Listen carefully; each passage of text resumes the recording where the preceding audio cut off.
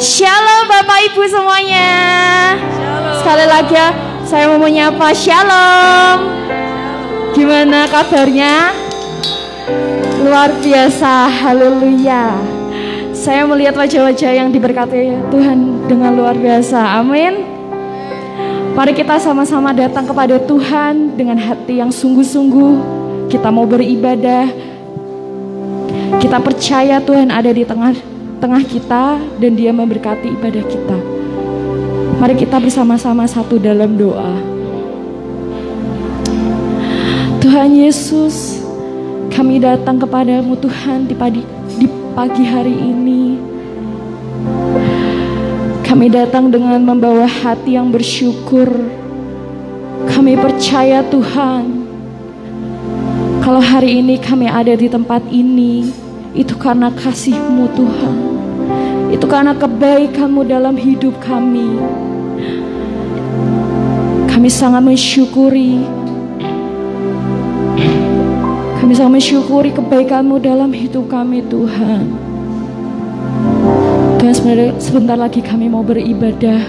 Kami mau membawa sembah dan pujian kami. Dan kiranya pujian dan sembah kami dapat menyenangkan hati-Mu Yesus, yang siap memuji, yang siap menyembah nama Tuhan. Kita katakan amin, haleluya.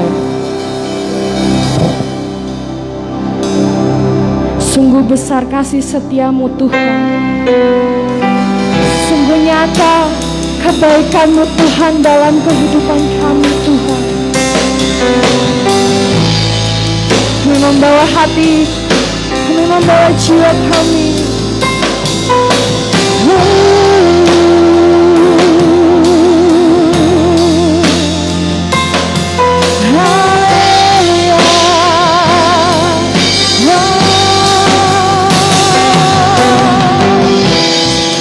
Terima kasih Tuhan.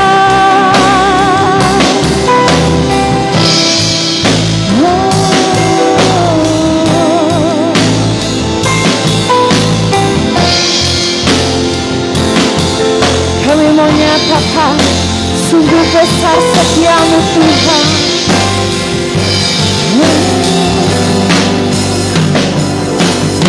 Sungguh besar setia-Mu, nyata di sepanjang hidupku. Darah-Mu telah layakkan kehidupanku. Haleluya. Tiada kata yang bisa lukiskan indahnya Kau Tuhan.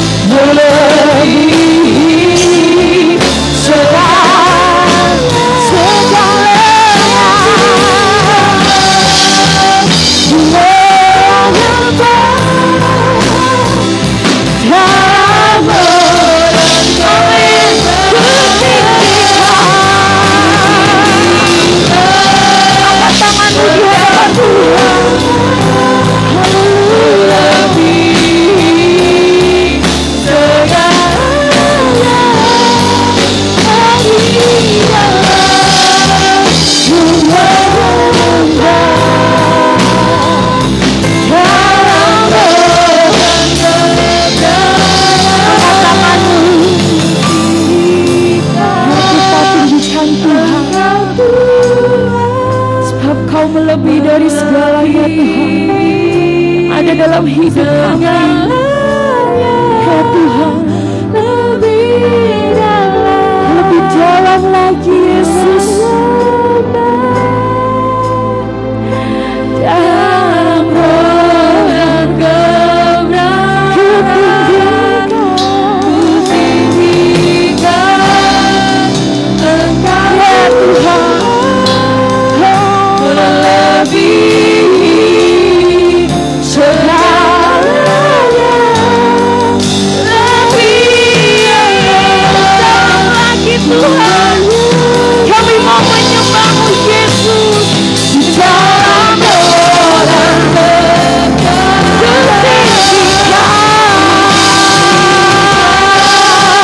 Engkau Tuhan, amin, melebihi segalanya, lebih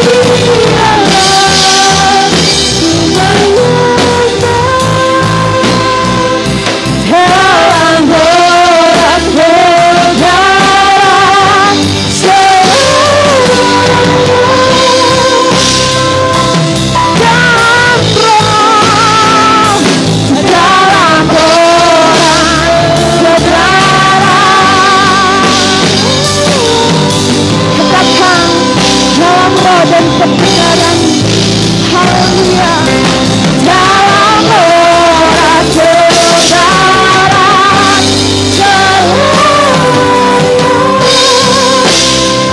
haleluya, sungguh besar kasih setiamu Tuhan.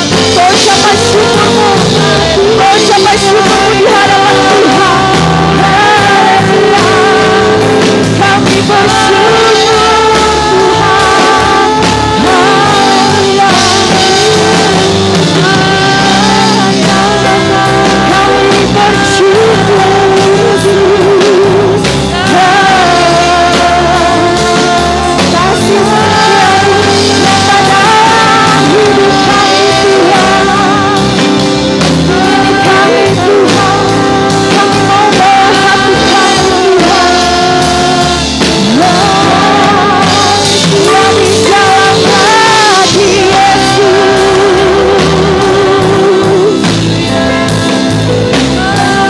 Haleluya, kami mengasihi Tuhan, kami mengasihi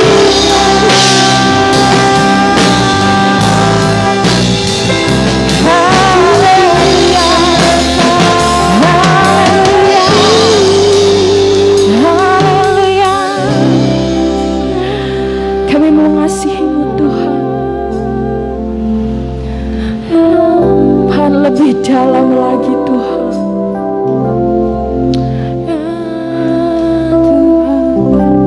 Tuhan,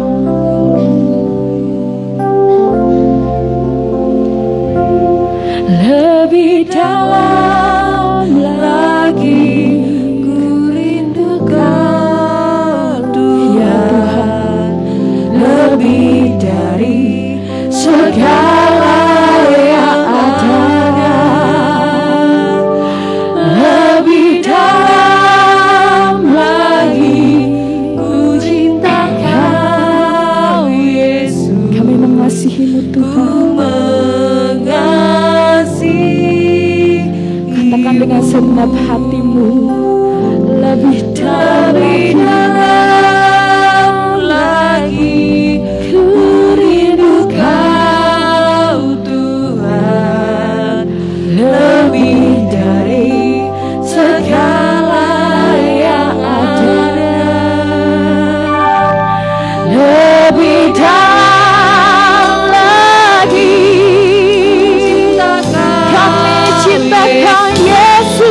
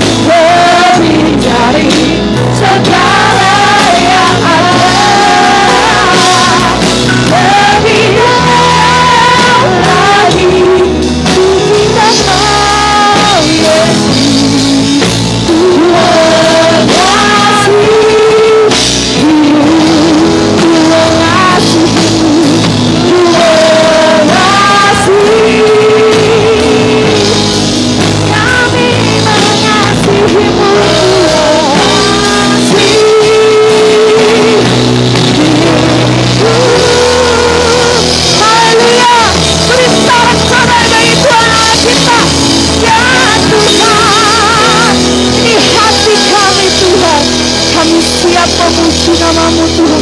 Kami siap menyembah-Mu Tuhan. Yang siap, mari kita sama-sama katakan amin. Beri sorak-sorai bagi Tuhan Allah kita. Haleluya. Shalom. Saya melihat wajah-wajah yang bersuka cita pada pagi hari ini. Yang bersuka cita boleh lambaikan tangannya. Katakan, kita punya Allah yang luar biasa. Amin. Haleluya. Mari kita bersama-sama bersorak-sorai dengan membawa hati yang bersyukur.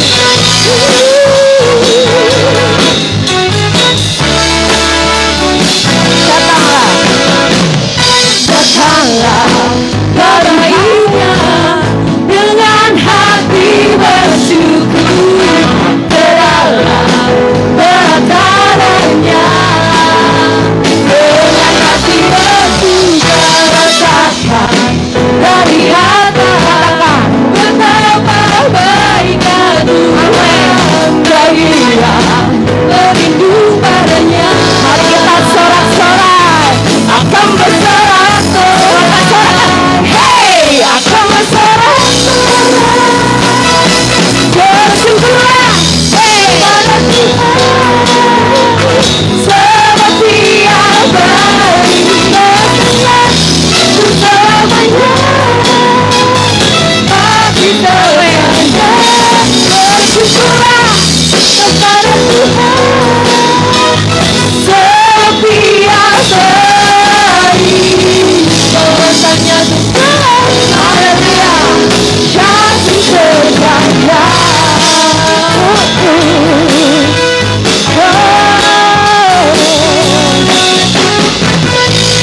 Amin. Datanglah kebaik Tuhan. Datanglah kebaiknya dengan hati bersyukur ke dalam kebenarannya. Dengan hati bersyukur rasakan dan lihatlah betapa baiknya Tuhan. Dia berlindung. Saya mau mendengar sorak-sorai dari Bapak Ibu. Akan bersorak-sorai, hey, akan bersorak-sorai. Bersyukurlah kepada Tuhan seperti yang baik selamanya. Haleluya, kasih setianya. Bersyukurlah kepada Tuhan seperti yang baik. Dosanya selamanya, kasih setianya. Saya mau melihat suara Bapak Ibu. Bersyukurlah. Yang bersyukur boleh tepuk tangan di atas kepala.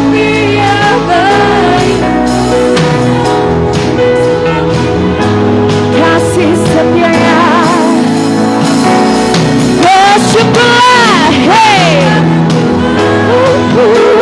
seperti yang baik. Haleluya, kasih setianya.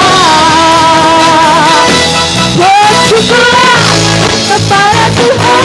Katakan seperti yang dosanya selamanya.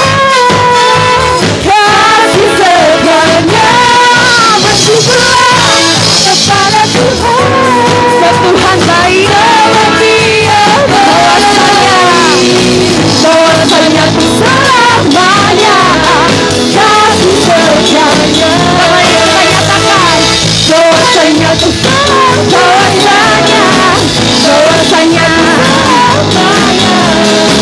bahwasanya ku selamanya. Kasih setianya. Haleluya. Haleluya.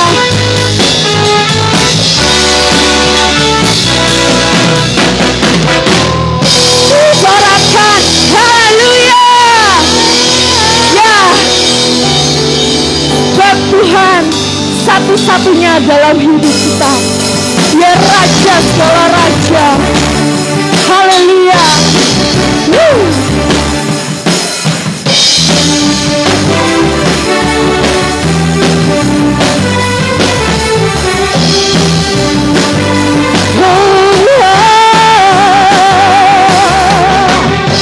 Kaulah satu-satunya sumber dari segalanya. Katakan kau kebenaran, kau kebenaran yang selalu ku pegang. Kau keyakinanku untuk bersinar terang. Yesus Tuhanku yang berkuasa. Katakan hidupku takkan sabar. Ku tahu sungguh, amin, anugerah bagiku. Hidupku takkan sabar. Haleluya.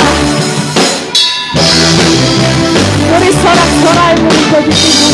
Salah satu-satunya sumber segalanya, sumber dari segalanya. Kau kebenaran yang selalu ku pegang. Kau keyakinanku untuk bersinar terang.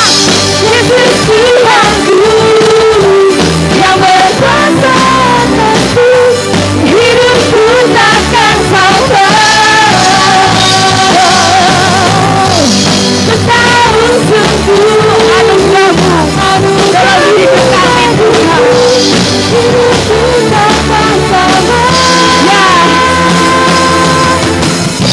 haleluya. Kita mau katakan bahwa Yesus alasan hidup kami.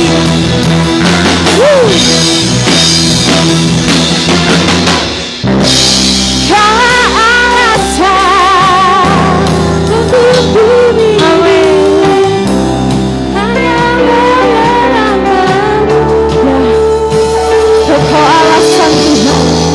Alasan untuk ku hidup. Hanya menyenangkan.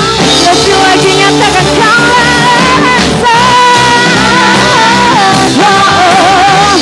untuk ku hidup. Hanya menyenangkan. Sekali lagi kamu nyatakan alasan untuk ku. Amin. Hanya menyenangkan-Mu. Haleluya. Yesus Tuhanku yang berkuasa. Sebab itu kami takkan sama Tuhan. Hidupku anugerah-Mu bagiku.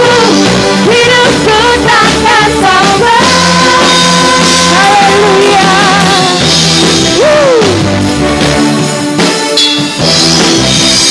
Haleluya. Haleluya. Beri sorak-sorai bagi Tuhan. Saya persilakan Bapak Ibu untuk duduk kembali. Haleluya. Ya benar Tuhan. Betapa hati kami bersyukur Tuhan. Punya Allah yang luar biasa. Oleh sebab itu kami mau nyatakan Tuhan bahwa kami mau persembahkan hidup kami. Dan kami percaya Tuhan, hidup kami Tuhan pakai secara luar biasa. Amin. Sebab tangan kasih Tuhan tersedia dalam hidup kami. Haleluya. Kau telah buktikan cinta-Mu padaku. Kau membayarku dengan hidup-Mu. Ku bersyukur yang ada padamu. Semuanya milik-Mu. Ku bersembahkan seluruh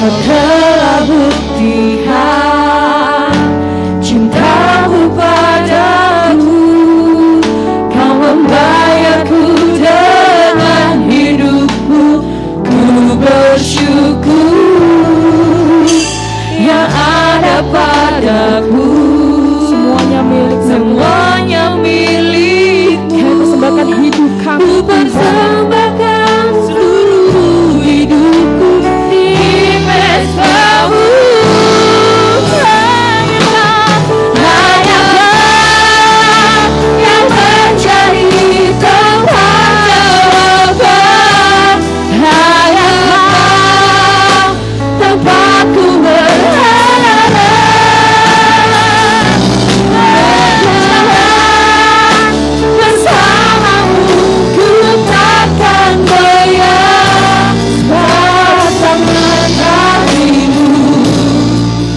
Bersedia bagiku selamanya, kau ku cinta. Kayak kau yang mencari teman jawaban, hanya setiap hidup itu tempatku berharga.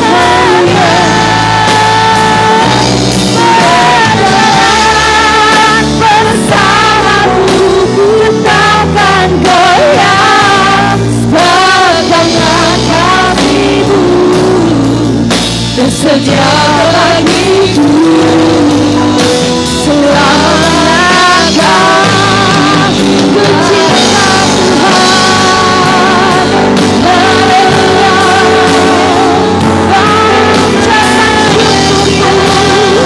kau ku cinta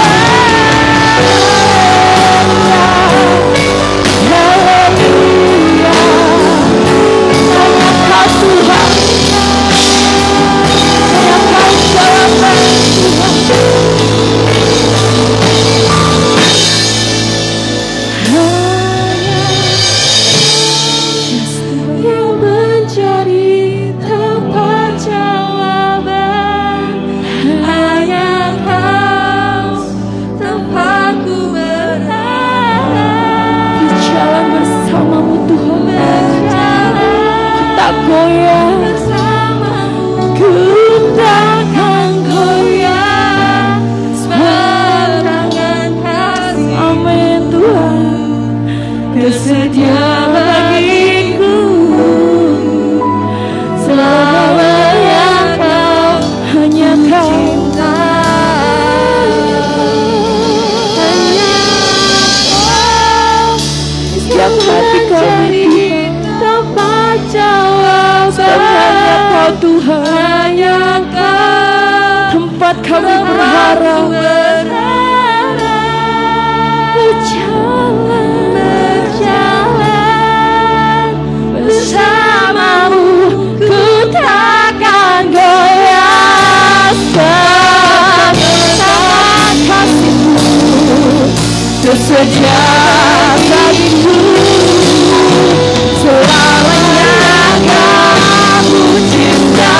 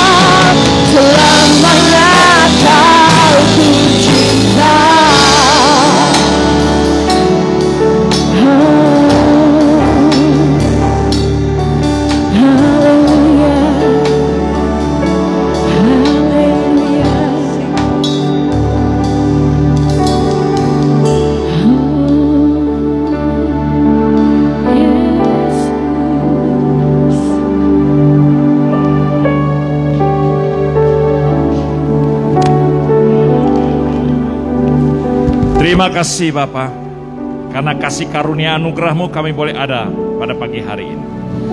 Kau sudah menyertai kami dalam 1 minggu ini, dan kami boleh berkumpul memuji memuliakan nama-Mu. Dan saat berbicaralah di tengah-tengah kami melalui kebenaran firman-Mu. Urapi kami, baik hamba yang menyampaikan maupun kami semua yang mendengarkan. Sehingga firman-Mu yang kami dengar, firman yang mengajar, menyatakan kesalahan, memperbaiki tingkah laku kami, dan mendidik kami untuk terus hidup di dalam kebenaran. Di dalam nama Yesus Kristus Tuhan kami, berfirmanlah kepada kami Bapa, kami anak-anak-Mu siap mendengarkannya. Haleluya. Amin. Amin. Shalom, silakan duduk. Shalom Bapak Ibu, puji Tuhan. Terima kasih kembali boleh melayani bersama-sama di pagi hari ini dengan Pak Gembala Yosua dan Ibu. Saya ingin kita belajar pagi hari ini, saya senang belajar tentang iman. Semua orang pasti tahu tentang iman. Tapi iman yang bagaimana? Saya selalu melatih hamba-hamba Tuhan. Semua tahu iman, percaya, tapi gambaran kita yang namanya percaya itu apa? Berbeda semua. Kita tahu iman, harus iman. Tapi apa sih gambaran iman dalam pikiran kita? Definisi dalam satu kata iman apa? Hanya percaya saja. Agama lain pun juga percaya, beriman. Tapi iman dalam konsep kita, iman dalam gambaran kita apa? Pernah berpikir gitu enggak? Saya kasih contoh saja, contoh nih gambaran yang ada dalam pikir kita. Kalau Bapak Ibu dengar satu kata, KFC, langsung gambaran kita apa? Ayam goreng, gak mungkin ayam bakar, betul tidak? Ada gak langsung ada gambarannya? Wah, gambarannya apa? Ayam, kriuk ya, bukan kriuk, garing, tepung. Walaupun di dalam situ KFC bukan hanya ayam, macam-macam enggak. Tapi gambaran kita apa? Semua orang ayam, makanya marketingnya paling hebat, karena sudah kena di sini otak. Starbucks, kopi langsung. Iman, macam-macam. KFC kok sama semua ayam goreng? Starbucks kok semua sama? Tapi ngomong iman? Para tiap hari, tiap detik, tiap menit, tiap minggu iman. Tapi gambaran 10 pendeta, gambarannya beda. 100 pendeta beda, saya selalu mulai dengan mindset dulu. Karena ingin merubah manusia, rubah mindsetnya. Kalau pola pikirmu tidak berubah, hidupmu tidak berubah. Walaupun diajar firman Tuhan, ditumpangi tangan, dipulihkan, gak bakal bisa berubah. Saya sudah melayani Tuhan 40 tahun. Dan saya banyak melihat orang tidak pernah berubah. Sudah ditumpangi tangan, pelepasan, sudah macam-macam. Hilang lagi.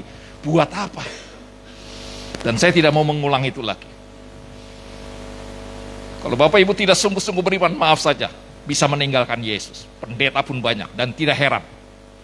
Jangan bangga dengan ibadahmu. Hati-hati, ibadah adalah ucapan syukur, bukan menunjuk bahwa saya dan saudara rohani. Tidak, rohanimu di rumahmu, di pekerjaanmu, di sekolahmu, bagaimana? Itu iman. Pak Guntar bisa saja khotbah, hebat. Enggak, kalau ngeliat Guntar jangan lihat di mimbar. Malaikat haleluya, shalom. Oh, lihat di rumahnya bagaimana. Lihat dalam kumpulan-kumpulannya, emosi enggak? Jangan lihat di mimbar semuanya malaikat enggak? Padahal realita hidup kita itu banyak masalah, persoalan. Hadapi dengan iman. Maka maaf, saya mau khotbah, saya selalu khotbah selalu memandset terakhir, keras. Model-model begini nanti tak kerasin, pada meninggalkan Yesus. Maaf. Tuh, saya sudah ngurusin banyak orang, model mau macam bagaimana. Pengusaha yang miliaran, utang miliar ratusan, yang pelayanan tapi tidak benar semua, banyak saya. Kumpulan saya pengusaha besar, tapi maaf. Ada iman enggak? Pelayanannya hebat. Oleh karena itu Bapak, mari kita belajar. Karena apa? Ibrani pasal 11 ayat 6. Ibrani pasal 11 ayat 6 dikatakan apa? Kalau kita mau berkenan di hadapan Tuhan hanya satu. Iman, bukan pelayanan kita. Ibrani pasal 11 ayat 6. Saya akan memulai dengan ayat ini. Ibrani pasal 11 ayat 6. Tetapi tanpa iman tidak mungkin orang berkenan kepada Allah. Sebab barang siapa berpaling kepada Allah, ia harus percaya bahwa Allah ada dan bahwa Allah memberi upah kepada orang yang sungguh-sungguh mencari Dia. Tanpa iman tidak ada orang yang bisa menyenangkan Tuhan. Pujian penyembahanmu tidak menyenangkan Tuhan. Pelayananmu tidak berkenan di hadapan Tuhan tanpa iman. Pahami ini Bapak Ibu. Jangan bangga dengan pelayananmu. Jangan bangga dengan kegiatan kita. Semua karena anugerah. Maaf saja, gigimu sakit, gak bisa menyembah, tidak bisa memuji, tidak bisa khotbah. Mau sombong apa? Kalau kita bisa melayani itu anugerah. Jangan berkata dengan pujian saya Tuhan disenangkan. Enggak. Malaikat lebih hebat pujian daripada kita. Jangan sombong. Tuhan berkenan dengan apa? Imanmu. Pujianmu apakah dengan iman? Khotbah saya apakah dengan iman? Pelayanan saya apakah dengan iman? Bukan pelayanan yang menyenangkan Tuhan. Tanpa iman, jelas sekali kalau saya mau khotbah, saya tidak akan khotbahkan ini. Saya ingin tekankan imannya. Tanpa iman. Iman yang bagaimana? Saya mau mengajar. Lihat iman yang bagaimana. Roma 1 ayat 16-17. Ada dua iman. Ada dua iman. Iman yang menyelamatkan, iman yang bertumbuh. Iman bagi anak Tuhan ada dua. Iman yang menyelamatkan, Roma 1 ayat 16. Dan kalau kita sudah memiliki iman menyelamatkan, kita harus bertumbuh dalam apa? Iman. Kebanyakan orang tidak memiliki iman yang menyelamatkan. Maka Roma 1 ayat 16. Roma 1 ayat 16. Sebab aku mempunyai keyakinan yang kokoh dalam Injil, karena Injil adalah kekuatan Allah yang menyelamatkan setiap orang yang percaya. Pertama-tama orang Yahudi, tetapi juga orang Yunani. Ayat 16 ini berbicara iman yang menyelamatkan. Yesus datang untuk menyelamatkan. Orang yang diselamatkan inilah yang sudah bisa memiliki hubungan dengan Allah sebagai Bapa, dia anak. Orang yang diselamatkan inilah orang yang dipegang tangan Tuhan, mendapat jaminan hidup kekal. Orang inilah yang sudah diselamatkan, yang tidak akan pernah hidupnya susah. Tetapi setelah diselamatkan, kita masih hidup enggak? Jalan ini dengan apa? Iman. Nah, saya mau hantem ini dulu. Saudara sudah memiliki iman yang menyelamatkan apa tidak? Apa itu iman menyelamatkan? Hanya percaya Yesus. Maaf, setan pun percaya Yesus Tuhan. Setan pun percaya enggak Yesus Tuhan? Bahkan gemetar. Iman menyelamatkan apa? Bukan percaya Yesus. Keliru. Karena setan pun percaya Yesus. Tahu iman yang menyelamatkan? Ini harus sama semua. Dari pendeta sampai sekolah minggu harus sama. Kalau enggak keliru. Maaf saja. Hilang. Saya di Solo Jemaat 900. Bangga. Pemulihan. Wah, kalau khotbah sudah pelepasan semua ini, pujian penyembahan. Tapi banyak kan hilangnya itu. Yang lama kemana, yang baru datang, tapi yang lama hilang. Kenapa melayanan kayak begitu? Hanya ngumpulin orang saja. Ingat, kami bertanggung jawab terhadap jiwa-jiwa. Kalau hilang bagaimana? Ingat, kita harus setia sampai akhir. Jangan hanya 3, 5, 10 tahun. Oh, saya banyak menangis karena banyak hilangnya. Maaf saja, dibaptis banyak tapi malu-maluin. Banyak kan hilangnya. Jujur. Maka setelah itu saya rubah tahun 2000. Rubah total mindset pelayanan saya. Jarang yang hilang. Sampai saat ini anak-anak saya di mana saja eksis dan lebih dahsyat. Tapi dulu sebelum 2000, mau yang dari Kedar, dari mana dibaptis hilang meneh. Udah pelepasan. Kenapa? Karena tidak memiliki iman yang menyelamatkan. Yang salah siapa? Gembalanya. Jangan salahkan jemaat, setuju? Setuju enggak? Karena diapain? Hati-hati, itu yang salah saya, bukannya jemaat. Kalau jemaat yang hilang, salah siapa? Kok Tuhan percayakan bisa hilang? Salah siapa? Maka saya berkata, Tuhan kirim orang-orang yang memang benar-benar untuk dimuridkan, diselamatkan. Kalau enggak, biar hilang. Kita bertanggung jawab. Sebagai gembala pelayan. Saya tidak tahu jemaat sini banyakkan hilangnya atau tidak, jujur saja. Yang baru memang atau yang lama kemana? Musinya semakin lama mengikuti Yesus, katanya Yesus baik, dahsyat, luar biasa. Musinya semakin tahu semakin gimana? Secara logika kan kalau Tuhan Yesus baik, dahsyat, luar biasa. Semakin tahun harusnya semakin gimana? Tapi remajanya semangat, mahasiswanya hilang. Waktu mahasiswa semangat berkeluarga hilang. Oh iki, kok jadi gereja yang muter-muter begitu saja? Nggak mau saya.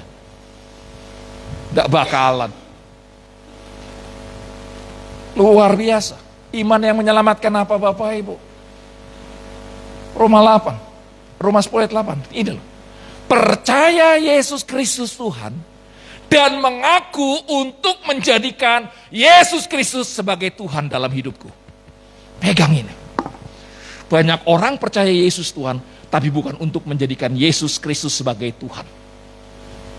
Pegang ini. Ini iman menyelamatkan. Mengaku, percaya dan mengaku. Apa? Setan hanya percaya, tapi dia tidak pernah mengaku Yesus Kristus sebagai Tuhan dalam hidupnya. Setuju? Jadi jangan hanya bilang percaya Yesus. Saudara tahu? Jadi ingat ya, yang namanya iman. Nanti semua akan dibagikan ini materinya.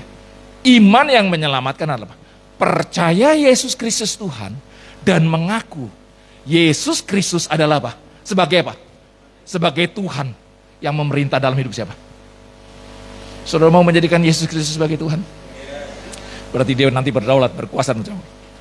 Tapi kalau orang tidak pernah mengaku menjadikan Yesus Kristus Tuhan, seperti apa? Kita contohnya. Yohanes pasal 6. Yohanes pasal 6. Ah, ini nanti saya hantam semua di sini. Saya mau khotbah keras, saya harap terakhir khotbah di sini. Dan gak bakal diundang lagi. Tuh. Terserah saudara. Karena saya gergetan dengan orang-orang yang pasti hilang. Jangan muka-muka manis, jangan muka-muka nyumbang uang, oh, udah banyak hilang. Tidak benar buat apa? Lihat Yohanes pasal 6. Ayat 2. Di situ dikatakan apa? Orang banyak berbondong-bondong mengikut Yesus. Berapa banyak yang berbondong-bondong mengikut Yesus? Ayat 10 disebutkan 5.000 laki-laki. 5.000 laki-laki. Berarti kalau ditambah dengan perempuan, anak-anak lebih daripada 10.000. Coba ayat 10. Saya ingin bahas ini. Ayat 10. 5.000 laki-laki. Supaya bapak-bapak tahu. Nah. Terus.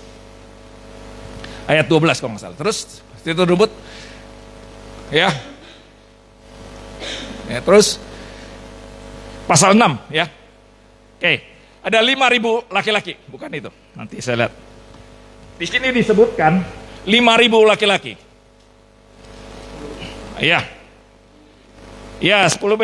Maka duduklah itu kira-kira 5.000 laki-laki. Ayat 10 enggak komplit itu. Ya. Enggak komplit kok di situ. 5.000 laki-laki. Berarti yang berkumpul berapa orang?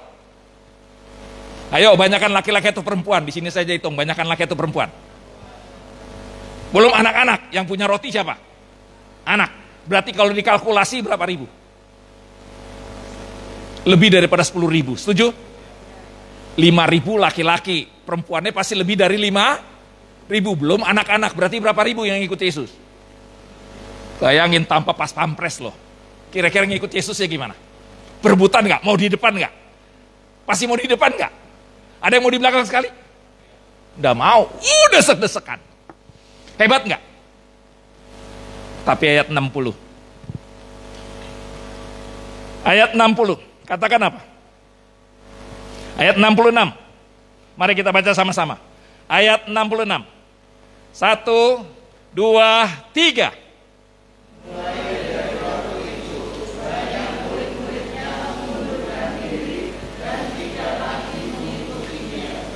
Tinggal berapa orang? Ayat 67. Tinggal berapa orang ayat 67? Kira-kira kalau jadi gembala stres enggak? Dari 10.000 tinggal 12. Ini Yesus loh. Yesus kurang apa lagi? Ditinggalin. Dari 10 ribuan lebih tinggal berapa? Lihat ayat 66, kembali lagi ayat 66. Mengundurkan diri dan tidak apa? Kalau orang Kristen zaman sekarang ini mengundurkan diri berarti apa? Mantan sekolah minggu, mantan remaja, mantan masih Kristen tapi mantan, amin. Banyak enggak itu? Mantan pendeta, mantan sekolah teologi, mantan mantan worship leader. Itu namanya mengundurkan diri dan tidak lagi mengikuti dia. Terus saja ayatnya, jadi ditampilkan terus. Tidak mengikuti dia lagi, berarti sudah apa? Makanya jangan heran kalau pendeta pun meninggalkan Yesus. Nggak heran, memang Alkitab sudah kasih tahu. Yesus saja ditinggalkan, apalagi gereja. Kalau heran saya bingung, nggak pernah baca Alkitab itu. Makanya pendeta-pendeta bahas kenapa kok dia meninggalkan. Kok bingung dibahas, Alkitab sudah ada kok. Yesus saja ditinggalkan, apalagi gereja, betul? Kesalahannya di mana itu? Kenapa mereka meninggalkan? Karena mereka percaya Yesus bukan untuk menjadikan Yesus Tuhan. Hati-hati ini. Makanya bapak-bapak siap. Kalau jemaatnya tidak memiliki iman menyelamatkan, maaf saja Pak Yosua. Tetap aja masuk neraka hilang.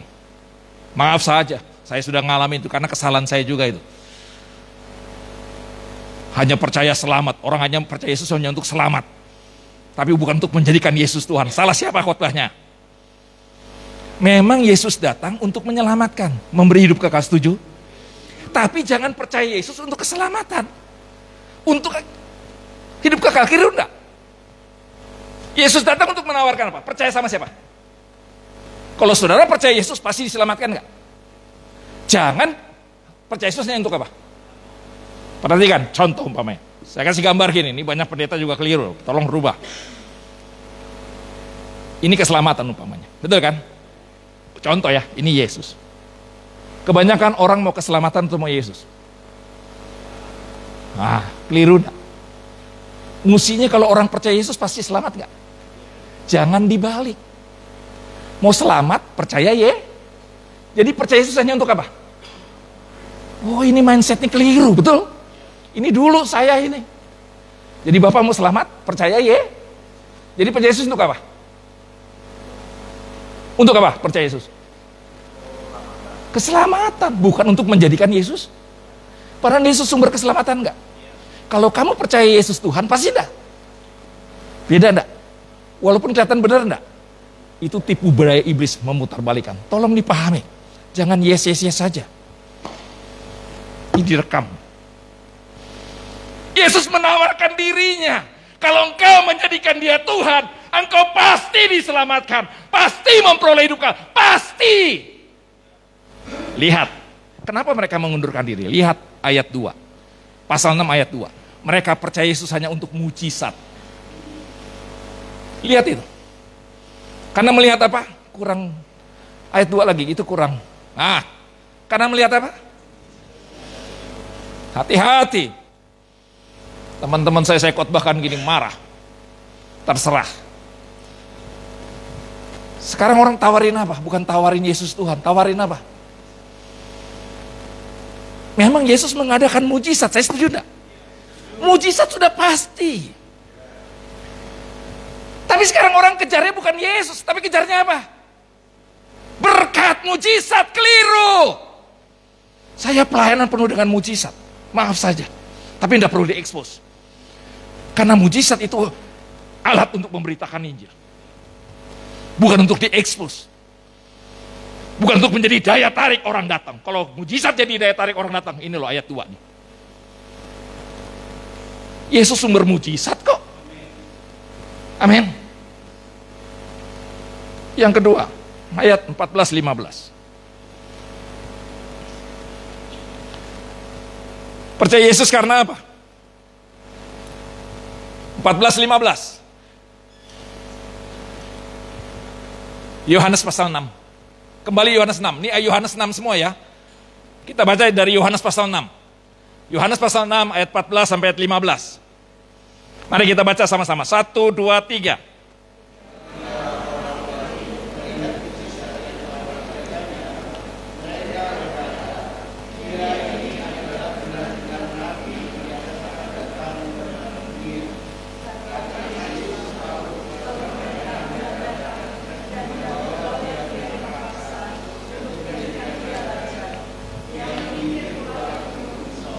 Perhatikan sini.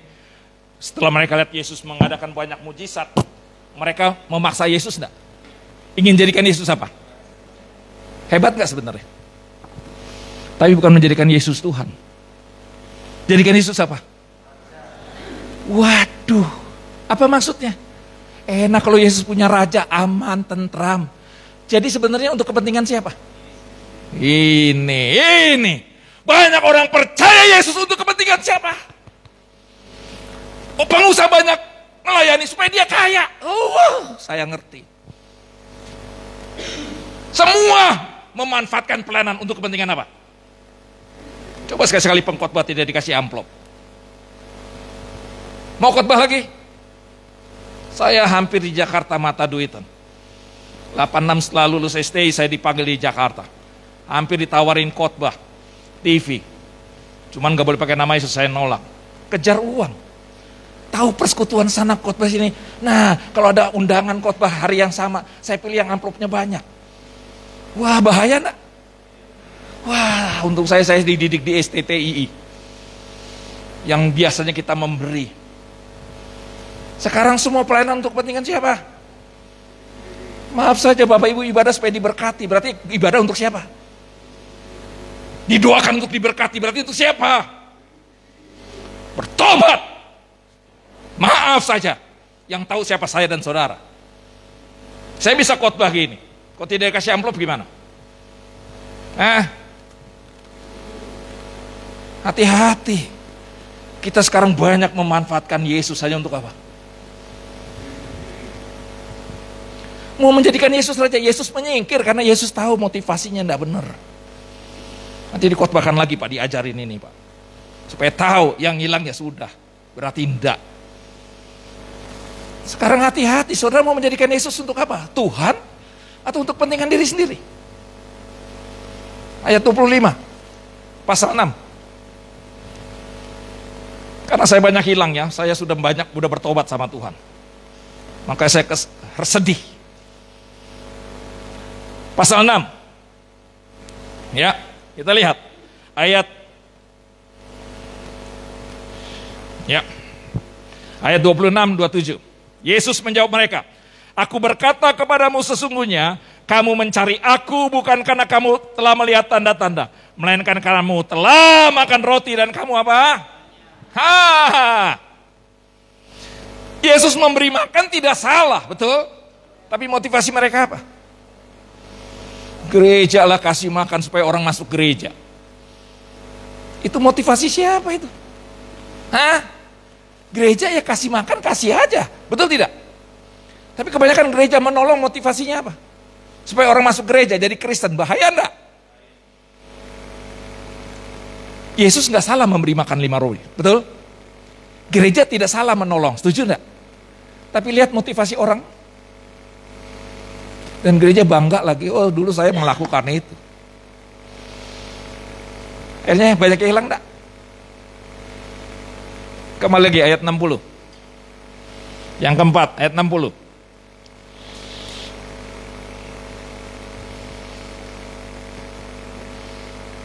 Mari kita baca sama-sama, ayat 60. 1, 2, 3.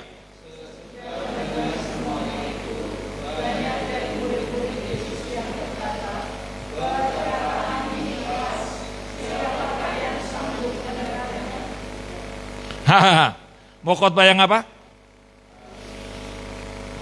Wah, khotbahnya kok keras. Yesus ngomong, makan tubuhku, minum darahku, harus menderita. Mereka berkata, khotbahnya apa? Sekarang mau khotbah yang menyenangkan. Maaf ya, tidak ada khotbah yang bagus. Tidak ada. Khotbah dalam memberkatimu. Kamu ditegur nggak oleh firman Tuhan? Kamu dinyatakan kesalahan nggak oleh firman? Bukan dihibur. Firman tidak pernah menghibur. Roh Kudus yang menghibur. Firman mengajar dari yang tidak tahu menjadi tahu. Firman menyatakan kesalahanmu. Firman memperbaiki kelakuanmu. Firman mendidikmu untuk hidup dalam kebenaran. Firman bukan untuk menyenangkan telinga. Nggak ada khotbah yang bagus. Nggak ada.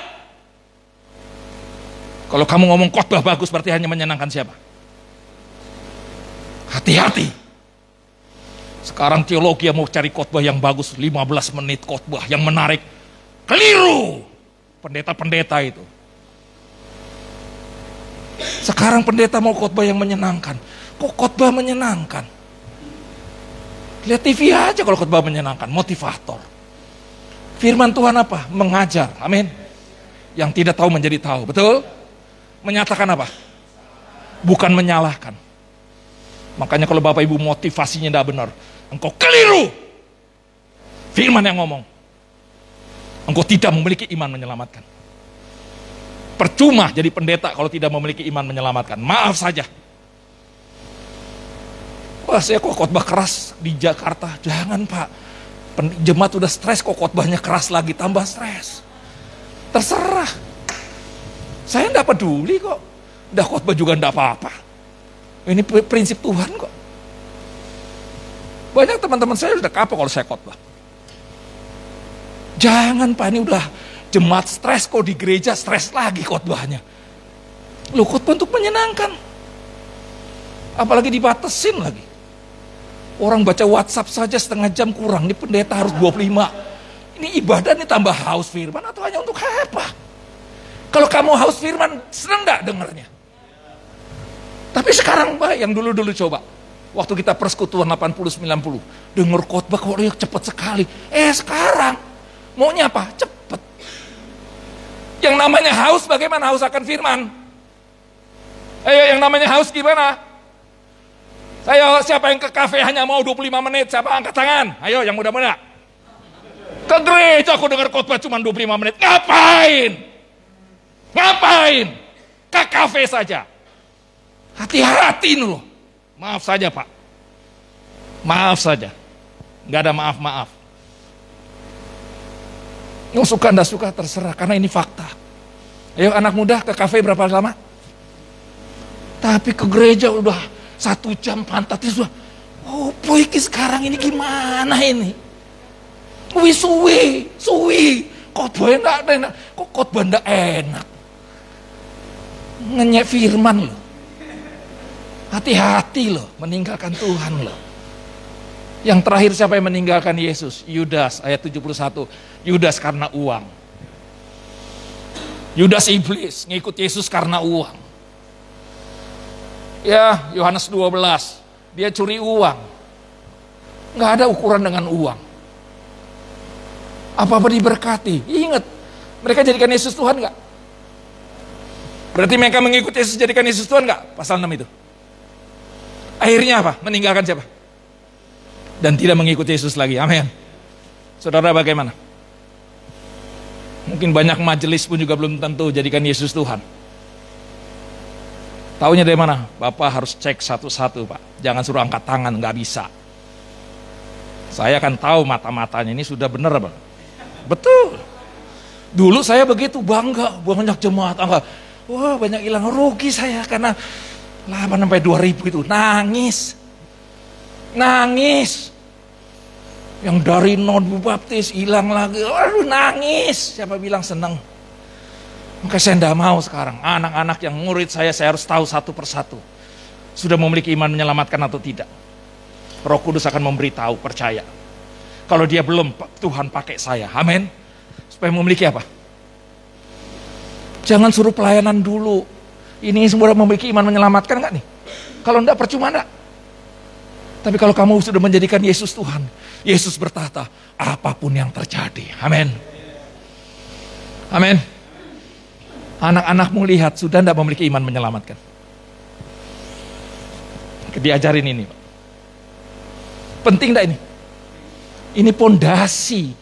Kalau pondasi tidak ada, makanya pendeta-pendeta yang meninggalkan Yesus sudah biasa. Dia hanya percaya Yesus, betul? Tapi tidak menjadikan apa? Yesus Tuhan. Tapi kalau menjadikan Yesus Tuhan, siapa yang jaga? Roh di dalam kita lebih besar enggak? Enggak mungkin kecewa, enggak mungkin. Ayo. Maka cek anak-anak Bapak, jangan bangga, oh anak saya sudah pelayanan di gereja, jangan. Amin. Cek anak, istriku, suamiku ini sudah memiliki iman enggak? menyelamatkan. Tapi kalau belum, doakan, jangan ngomong, Pak, sini pastor, Bapak sudah memiliki iman menyelamatkan enggak? Oh pokoknya, ya siapa yang marah digituin? Betul? Doa, amin. Jangan panggil, nak sini. Kalau tidak memiliki iman menyelamatkan, meninggalkan. Jangan, ini hanya khotbah saja. Tapi pribadi harus nggak caranya, hikmat. Amin. Tapi suruh memiliki kerinduan nggak? Supaya keluarga kita memiliki iman menyelamatkan.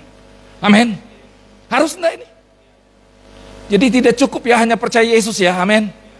Karena setan pun percaya. Jadi yang namanya menyelamatkan, percaya Yesus Kristus Tuhan dan mengaku menjadikan apa?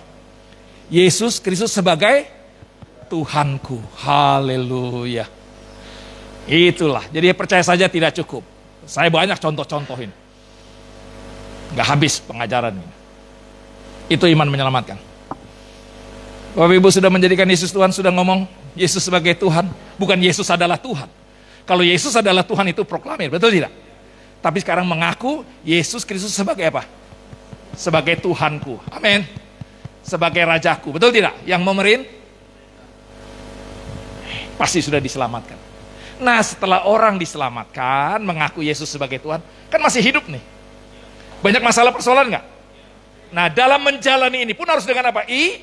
Iman, ayat 17, Roma pasal 1 ayat 17. Roma pasal 1 ayat 17. Ini iman yang kedua, iman yang bertumbuh. Nah, mari kita baca sama-sama. 1, 2, 3. Sebab di dalamnya nyata kebenaran Allah yang bertolak dari iman dan memimpin kepada iman. Seperti ada tertulis, orang benar akan hidup oleh. Nah, orang benar ini orang yang sudah diselamatkan, ayat 16, betul? Orang benar, orang yang sudah dibenarkan, ayat 16. Nah orang yang sudah diselamatkan, orang yang sudah dibenarkan, orang yang sudah lahir baru, hidup oleh, dari jalan menjalani ini iman terus. Iman kepada siapa? Yesus. Nah iman ini iman yang bagaimana? Ingat ya tadi, iman yang menyelamatkan, percaya dan mengaku, betul? Nah sekarang iman yang ini, yang iman yang bagaimana? Iman oleh, hidup oleh iman. Hidup oleh iman gambarannya apa? Hanya percaya Yesus, hati-hati jangan sedikit ngomong percaya Yesus. Setan pun ngerti? Tanggalkan itu, kan ini udah kebiasaan ini. Percaya Yesus, percaya betul, tapi gambaran percaya apa? Nah, hidup oleh iman, hidup karena percaya. Ini gambarannya kita lihat Mazmur 56. Ayat 4 dan 5. Ini gambarannya. Yang sangat spesifik gambarannya. Secara teologis banyak di dalam perjanjian lama, tapi secara spesifik saya kasih contoh. Mazmur 56 ayat 4 sampai ayat 5. Mari kita baca bersama-sama. 1, 2, 3. Aku ini percaya kepadamu, kepada Allah, yang firman-Nya kupuji. Kepada Allah aku percaya, aku tidak takut. Apakah yang dapat dilakukan manusia terhadap aku? Hidup oleh iman, iman yang bertumbuh itu ada 3 unsur. Dalam penekanan tata bahasa di sini pertama apa?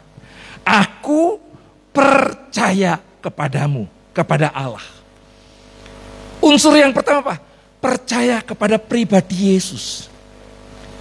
Yesus Tuhan, kalau engkau menjadikan Yesus sebagai Tuhan berarti apa? Tuhan Yesus berdaulat atas hidupku. Tuhan Yesus berkuasa atas hidupku. Tuhan Yesus bertanggung jawab atas hidupku. Kita percaya kepada pribadi Yesus. Dia yang memerintah hidup kita, enggak? Milik ini milik siapa? Ujung rambut sampai ujung kaki milik siapa? Berarti Yesus berdaulat ke atas saya. Berkuasa enggak? Bertanggung jawab enggak? Ini namanya. Makanya Alkitab katakan, satu ujung rambut saja jatuh si jin siapa? Waduh, engkau punya Tuhan yang memilikimu. Kamu punya HP saja dijaga enggak? Ada di sini baru punya HP langsung dibuang, diinjak-injak. HP baru dipegang anak saja. Jangan deh. Kita itu lebih berharga.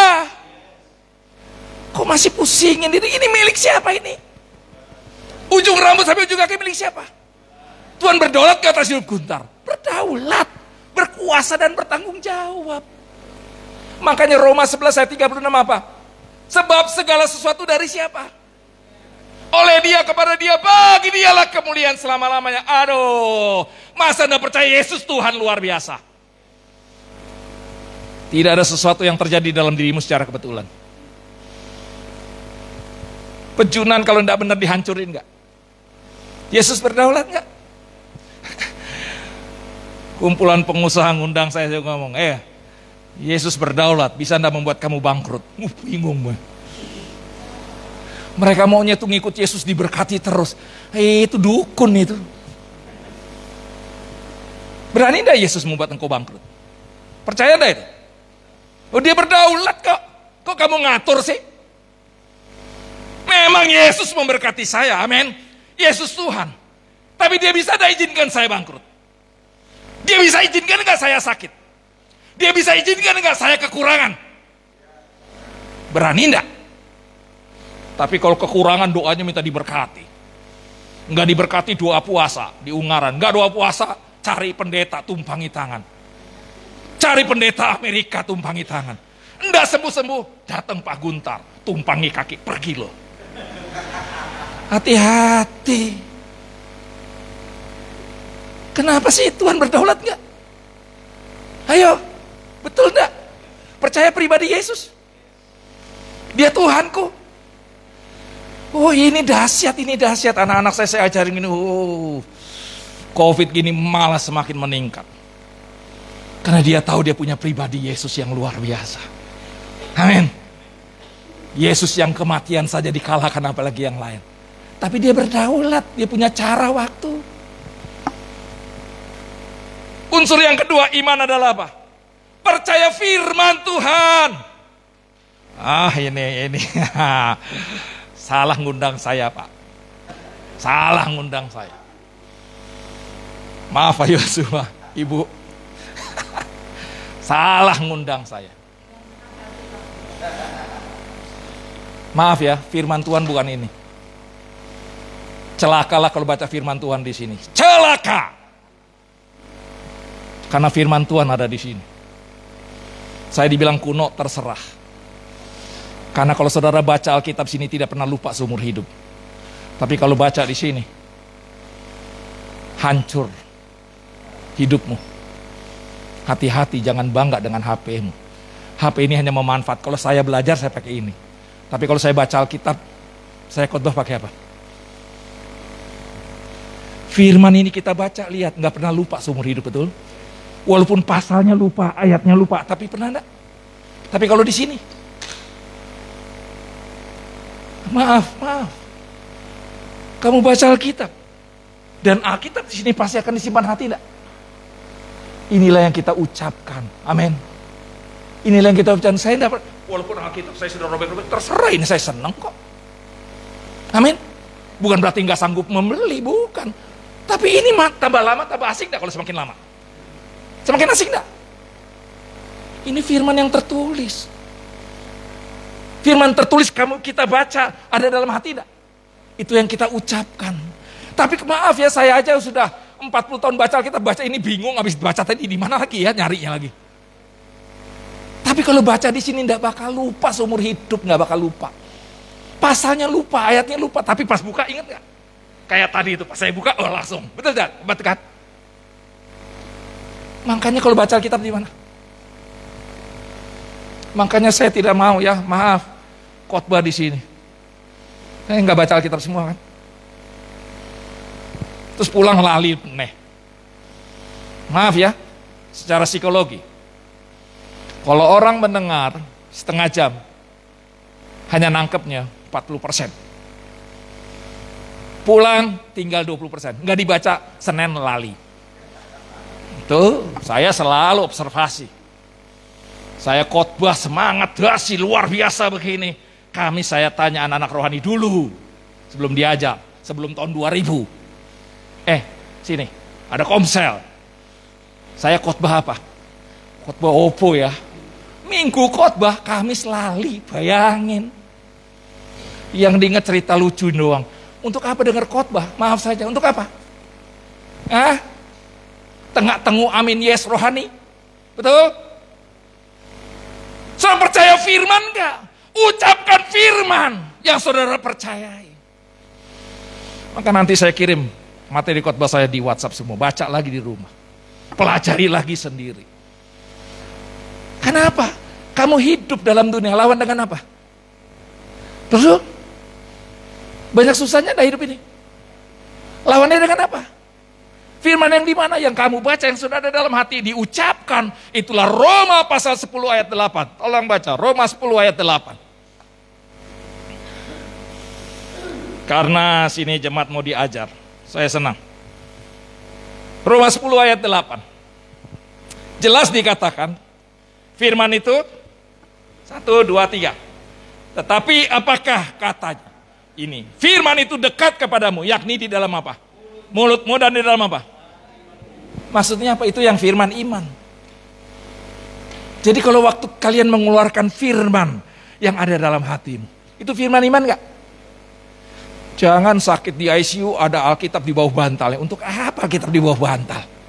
Untuk apa? Firman yang dahsyat di mana? Dalam hati kita, betul kan? Bagaimana firman ada dalam hati? Kalau baca, betul tidak? Baca, telingamu dengar, langsung gak tertanam. Apalagi dicoret, gak bakal lupa seumur hidup. Bayangkan kalau sekolah minggu sekarang, datangnya bawa ini, ingat firman gak? Hati-hati anak sekolah minggu, jangan pernah suruh sekolah minggu pakai ini, lupa semua. Yang dulu sekolah minggu kenapa tidak lupa? Karena tiap minggu disuruh baca apa? Lupa enggak jadinya? Coba sekarang. Ingat tapi nyarinya lupa di mana ya? Bingung. Hati-hati sekolah minggu itu. Dicekok itu dengan digital itu. Saya pakai digital, tapi memanfaatkan bukan memakai. Amin. Ketiga adalah apa? Mazmur 56. Melakukan dan mempercayai Tuhan. Sini kita lihat. Kepada Allah aku percaya. Kepada Allah aku percaya, aku tidak takut. Ada di 2 kali itu ya. Aku ini percaya kepadamu, kepada Allah firman, percaya. Kepada Allah aku percaya, aku tidak takut. Maksudnya apa? Iman yang ketiga apa? Percaya dan mempercayakan diri kita kepada siapa? Tuhan. Kalau kita sudah percaya pribadi Yesus itu berdaulat, berkuasa, bertanggung jawab. Kita percaya firman Tuhan, iya dan amin. Amin. Kita ucapkan. Sekarang mari kita mempercayakan diri kita kepada siapa? Tangan Tuhan dengan apa? Terus melakukan apa yang Tuhan inginkan. Makanya ini iman. Iman oleh hidup adalah apa? Iman hidup. Percaya pribadi Yesus. Betul? Kedua apa? Percaya firman. Ketiga apa? Mempercayakan diri kepada itu iman. Tiga-tiga ini. Nah Yakobus berkata iman dan perbuatan. Perbuatan kita harus bagaimana? Kalau engkau punya iman, percaya Yesus berdaulat, berkuasa dan bertanggung jawab atas hidup kita. Perbuatan kita adalah apa? Apapun yang terjadi, menerima dengan rela dan bersyukur. Saudara waktu sakit jangan cepat-cepat minta sembuh. Kesembuhan pasti. Kamu gak punya uang, jangan cepat-cepat minta diberkati. Dukun pun begitu, semua agama juga begitu. Tuhan tahu kamu sakit. Tuhan tahu kamu tidak punya uang. Tuhan ngerti, tapi sekali-kali Tuhan izinkan. Kamu rela enggak menerima apa yang Tuhan proses? Berani enggak menerima dengan rela? Karena ujung rambut sampai ujung kaki milik siapa? Mau enggak diproses sama Tuhan? Enggak ada yang instan. Emas semakin dibakar semakin apa? Mau enggak diproses? Waktu diproses, nggak mau menerima dengan rela. Mari kita menerima dengan rela, Tuhan tahu. Bersyukur bukan karena masalah persoalan. Kita bersyukur karena Tuhan punya rencana yang indah. Kita tidak memahami, kita tidak mengerti. Tapi satu hal yang saya percaya, segala sesuatu dari Tuhan. Oleh Tuhan, kepada Tuhan. Bagi dialah kemuliaan nama Tuhan. Maka perbuatanmu adalah apa? Mari menerima dengan rela. Amin. Percaya nggak diberkati sama Tuhan? Sumber kesembuhan sudah ada dalam hidup saya. Sumber berkat sudah ada, tinggal tunggu waktunya. Kenapa kau selalu minta berkat, minta mujizat? Mujizat itu untuk orang yang tidak percaya. Kita pakai mujizat supaya memberitakan Injil, amin. Sekarang sumber mujizat sudah ada dalam kita, betul tidak? Perlu minta lagi enggak mujizat? Enggak perlu. Tapi Allah alami mujizat dalam proses, betul tidak? Kalau kamu percaya firman Tuhan, iya dan amin. Nah, sekarang perbuatan apa? Ucapkan firman, amin. Jangan pernah mengucapkan apa yang kamu lihat, dengar, jangan. Walaupun kamu melihat anakmu tidak nurut, jangan pernah ngomong anak tidak nurut, ucapkan firman. Anakku anak Tuhan, anakku anak luar biasa dia. Walaupun yang kita lihat dia tidak nurut, jangan ngomong dia nurut. Apalagi anak-anak yang masih muda, ibu-ibu, jangan pernah ngomong anak nakal. Anak nanti tidak boleh, karena anakmu itu dari Tuhan, terbaik. Ucapkan firman. Jangan positive thinking, itu duniawi itu. Saya hantem itu. Makanya saya banyak ditolak, karena saya selalu menentang itu. Kita berpikir Kristus, bukan berpikir positif. Berpikir seperti Yesus berpikir. Amin. Ucapkan firman. Jangan saya kaya, semua orang juga begitu. Tapi ucapkan Tuhan berkata, Tuhan memberikan hidup-hidup yang berkelimpahan. Ucapkan apa? Firman, amin. Tapi kalau positif thinking, ucapkan apa? Beda enggak? Tapi kita ucapkan apa? Allahku akan mencukupkan segala keperluanku, betul tidak? Ucapkan itu, lawan itu. Setelah menerima, bersyukur, ucapkan firman. Nah, ketika mempercayakan diri kepada Tuhan, perbuatannya apa kalau mempercayakan diri? Berdoa, Tuhan, Engkau tahu apa yang saya alami. Engkau pasti menyembuhkan saya. Tapi dalam sakit saya ini, apa yang Tuhan Yesus ingin untuk saya lakukan? Wow. Dalam saya tidak punya uang, Engkau tahu Tuhan. Dan saya percaya Tuhan pasti akan memberkatiku. Tapi dalam kondisi saya tidak punya uang, apa yang Tuhan Yesus ingin untuk saya lakukan? Jangan minta diberkati. Kalau Bapak punya gitu gimana rasanya? Anak saya sejak kecil, saya didik mereka supaya jangan pernah minta. Anugerah Tuhan, anak saya tidak pernah minta. Tidak pernah minta, sampai besar pun. Waktu masih kecil, karena dia tahu papinya baik, betul tidak? Dia cuma ngomong, Pi, kalau ada berkat tolong ya, adek mau ini. Sebagai orang tua kalau begitu gimana? Anak saya semakin minta, merengek-rengek dulu, masih kecil malah saya tidak kasih, biarin. Semakin merengek-rengek, semakin tidak. Mau gimana pun terserah. Tapi kalau kita sebagai orang tua dia ngomong begitu, betul tidak? Ibu-ibu, anak semakin minta memaksa, kesel enggak? Terus kenapa nurutin? Apalagi Bapak di surga. Maksa Tuhan lagi dengan doa puasa.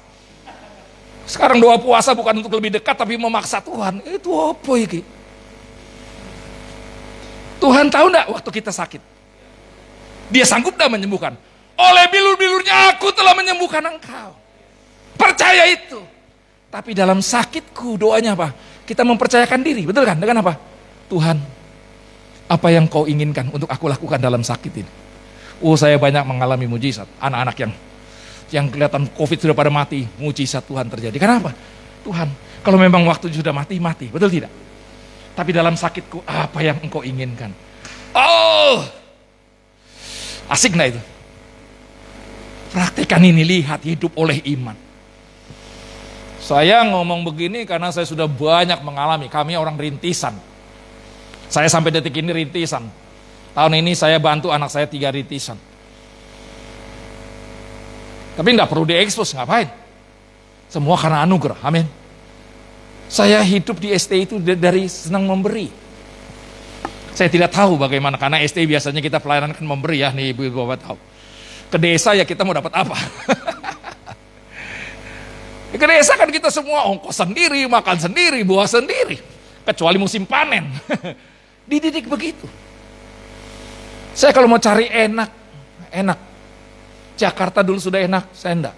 Di Solo kami rintisan, Ibu tahu GBS kita cabang saja di Solo 3. Gereja semua 4 sama yang besar.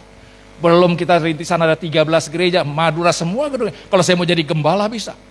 Tapi waktu saya diperhadapkan pilihan Semarang atau Solo, Semarang saya pegang mahasiswa. Sudah enak. Udah punya gembala, semua dibayar gereja.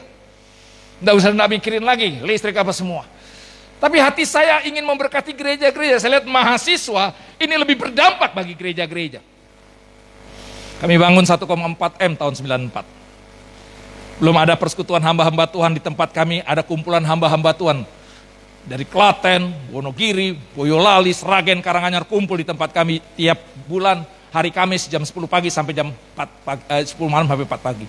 Kita kasih berkat. Hati gereja kami adalah ingin memberkati gereja-gereja.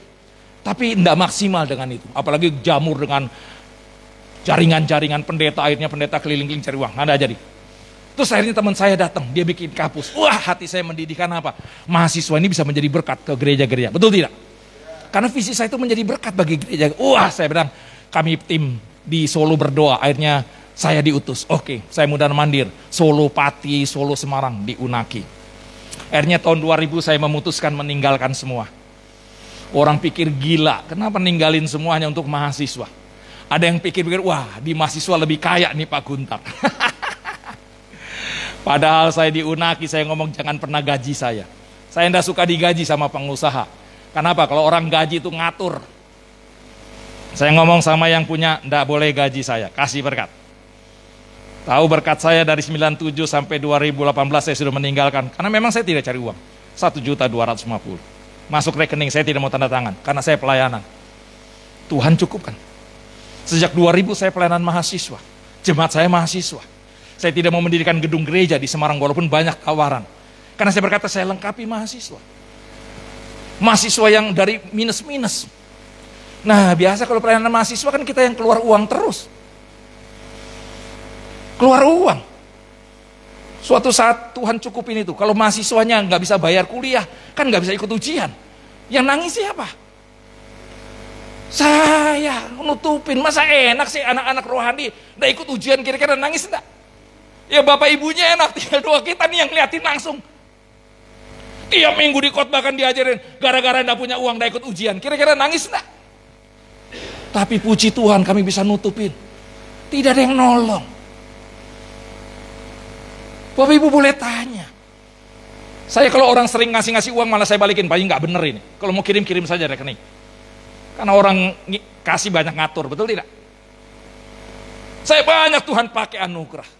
Tanya anak-anak rohani saya itu, mahasiswa UNAK. Nggak ada yang tidak pernah nggak ikut ujian gara-gara nggak punya uang. Oh, saya didik enggak. Mana Tuhanmu, betul tidak? Dan jangan pernah minta sama orang tua. Banyak bapak-bapak yang bertobat gara-gara anaknya. Karena apa? Ingin anak-anak muda di mana anak muda? Kalau ingin papa mamamu bertobat, pertama, jangan pernah minta uang. Mintalah sama Bapa di surga. Bapa di surga akan memberkati bapakmu. Amin. Kedua, nilaimu harus bagus. Nilaimu bagus. Tiga, hidupmu jadi berkat. Papa mamamu bertobat. Saya ngelihat itu setelah wisuda, bapaknya mamanya datang nangis, berubah. Karena anaknya, ya bapaknya tahu, ya mamanya tahu kalau udah kirim uang, nangis nggak orang tua? Anakku makan apa, betul kan? Apa senang? Nggak dikirimin uang. Nggak ada anak orang tua juga sedih ngirimin anaknya. Udah sedih, nuntut lagi sama anaknya. Tambah gimana orang tua? Itu anak-anak muda itu loh. Coba kirim anak-anak muda sini, harus dirubah. Jangan cuma pelayanan, pujian, penyembahan, tapi ngerongrong orang tua. Nggak ada itu. Mental kayak begitu, percuma pelayanan, maaf saja. Ingat, kita punya Tuhan, amin. Datang sama Tuhan, Tuhan akan berkati papa mamamu enggak? Pasti, betul kan? Kalau papa mamamu diberkati, pasti nggak memberkati dia? Pasti. Tapi kalau belum, Tuhan punya rencana enggak? Saya didik anak-anak, saya tanya. Maka kalau wisuda bapak-bapaknya datang, gua bertobat, berkesaksian, saya kumpulin. Anugerah, lihat. Suatu saat saya pernah ngalamin sekali. Retreat mahasiswa kekurangan uang. Waduh. Kekurangan saya orang enggak pernah minta, seumur hidup enggak pernah minta. Walaupun teman saya pengusaha enggak pernah minta. Teman saya ini pengusaha miliaran. Kadang kalau dia kirim gereja sini, kirim sini. Terus kapan kasih ke saya ya? Dia pikir Pak Guntar sudah kaya nih. Padahal nggak tahu saya pun. Kadang dalam hati saya nih, kirim sana. Saya pikir kapan saya ya? Wah, untung ratusan miliar. Kan dia pikir Guntar kaya. Karena memang saya tidak pernah ada urusan dengan uang. Saya punya sumber, amin. Tahu Bapak Ibu? Suatu saat anak saya masuk SMA, retreat Juni, mahasiswa, kekurangan sekitar 8 jutaan. Aduh, saya berdoa enggak. Akhirnya saya ambil uang untuk sekolah anak saya SMA. Saya nutupin. Saya berkata, Tuhan pasti ganti enggak? Pasti ganti enggak? Ini kan untuk Tuhan, betul kan? Tahu Bapak Ibu? Waktu saat anak saya mau masuk SMA, tidak ada uang sama sekali. Nggak bisa nyicil. Hah? Kira-kira gimana? Berdoa Tuhan tidak kasih. Nyicil pun nggak boleh. Harus 12,5 juta. Itu awal. Aduh. Akhirnya anak saya tidak sekolah SMA, bayangin. Padahal saya khotbah, pelayanan. Saya khotbah karena pelayanan pendeta-pendeta, Anda kasih amplop, kami selalu memberikan. Karena saya tidak pernah pelatihan ke jemaat, saya pelatihan pendeta-pendeta. Tidak ada seorang pun yang tahu. Adik saya kaya punya perusahaan, minta telepon saya, aduh dikirim. Teman-teman saya pengusaha miliaran, saya minta saya pasti dikirim, tidak mungkin tidak. Mereka orang-orang baik. Tapi karena saya seumur hidup tidak pernah minta, kira-kira kalau minta rasanya gimana? Seumur hidup tidak pernah minta, kalau minta gimana? Kan aduh rasanya gimana ya? Adik saya saja di Semarang dia punya perusahaan. Komputer Jawa Tengah. Kalau telepon saja 12 juta kan kecil, betul kan? Teman saya pengusaha miliaran, ratusan. Maaf saja bukan saya sombong, tapi saya tidak pernah minta. Waduh, kira-kira gimana? Enggak sekolah, anak pendeta. Rumah saya dulu masih di Sumbing, di atas, nggak ada tetangga. Juli enggak sekolah. Saya pulang pelayanan, anak saya di rumah, kira-kira gimana?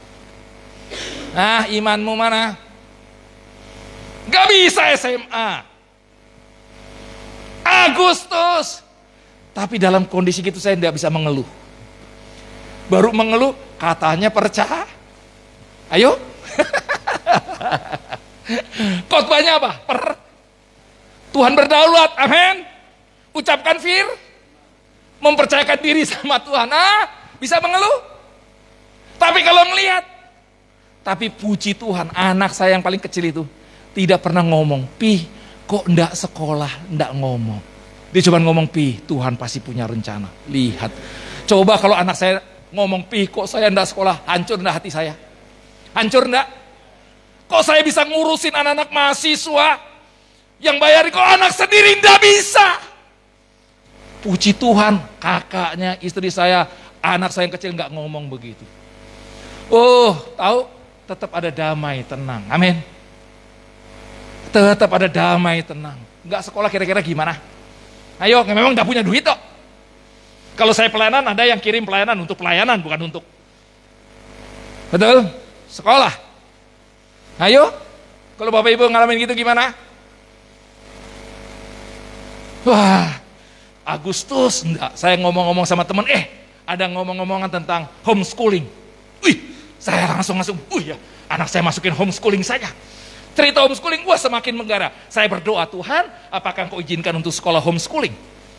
Saya search, ada Kaseto, betul tidak? Ada cabangnya di Semarang. Tambah bergelora hati saya. Saya berdoa, Tuhan, apakah ini yang Engkau inginkan, anak saya homeschooling? Langsung bergelora, saya percaya ini dari Tuhan. Akhir Agustus, awal September, saya cari search, ada di Bukit Sari itu, homeschooling Kaseto. Tanya-tanya, boleh Pak Mas berapa? 46 juta. Wah.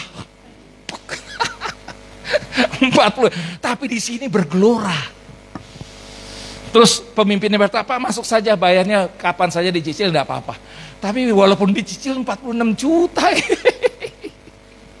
Tapi hati saya semangat. Tapi waduh, berdoa saya. Agustus, September saya berdoa, Tuhan benar enggak ini yang Kau inginkan? Oktober saya, akhir September saya memutuskan.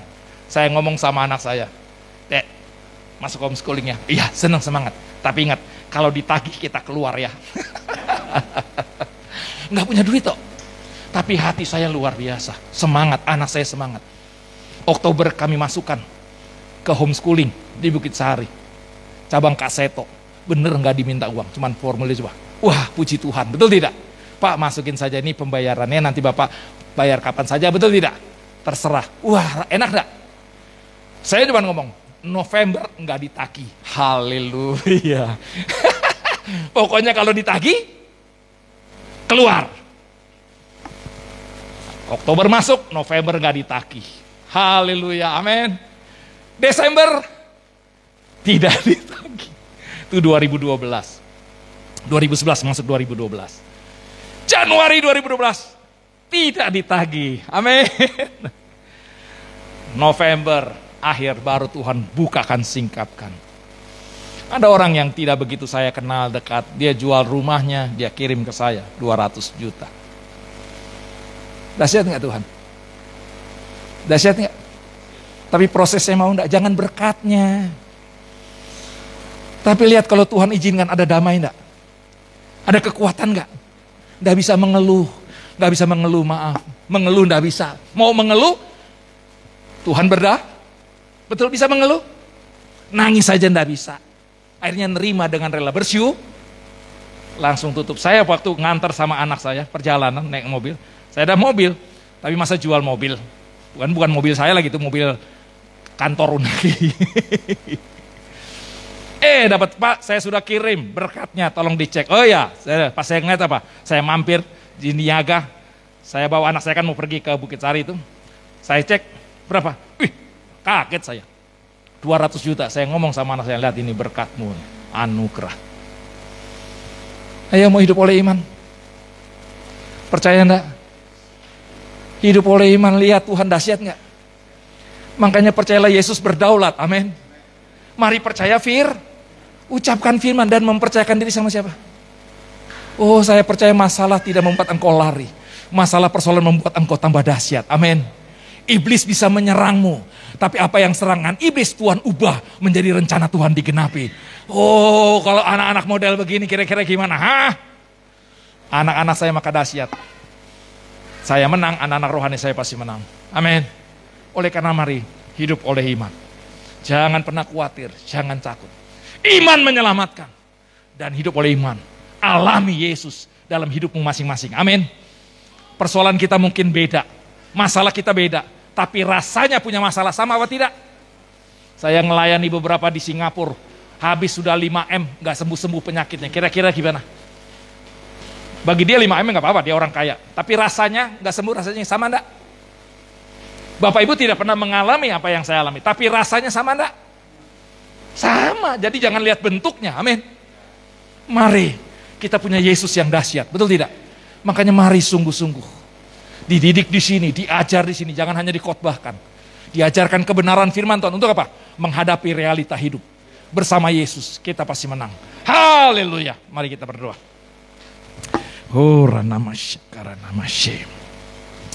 Haleluya, haleluya. Mari kita tenang sebentar.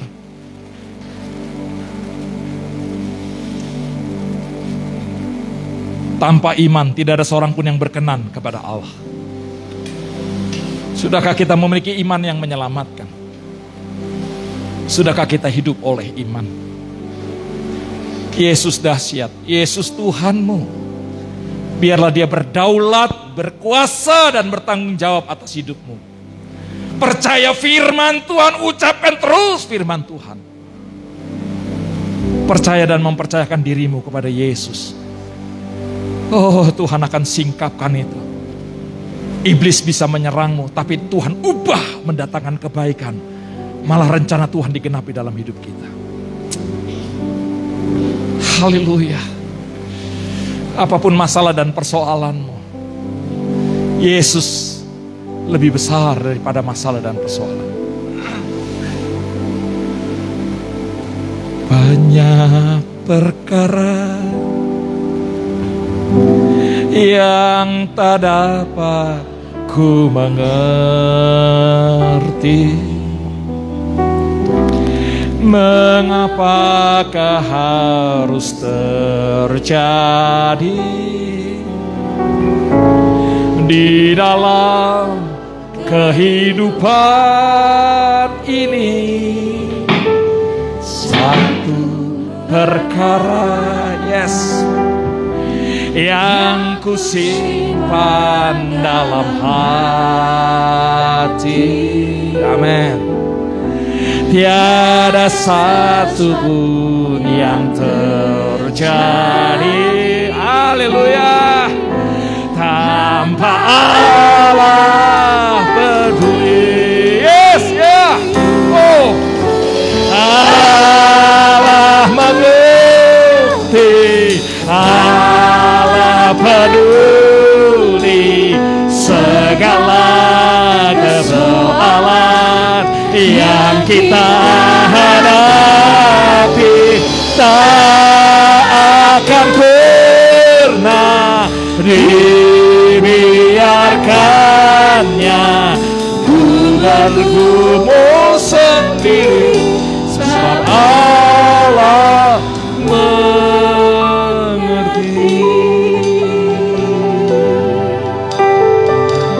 Haleluya. Banyak perkara,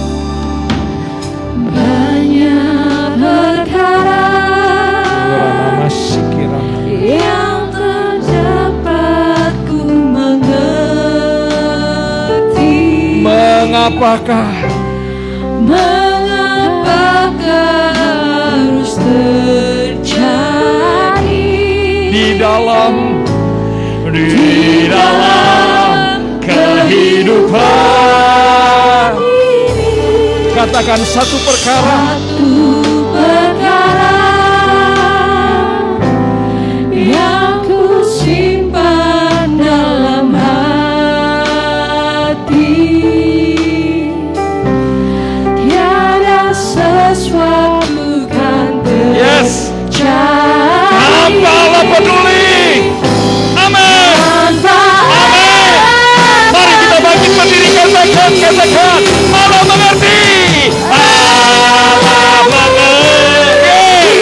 Allah peduli segala persoalan yang kita akan pernah dibiarkan ku bergumul.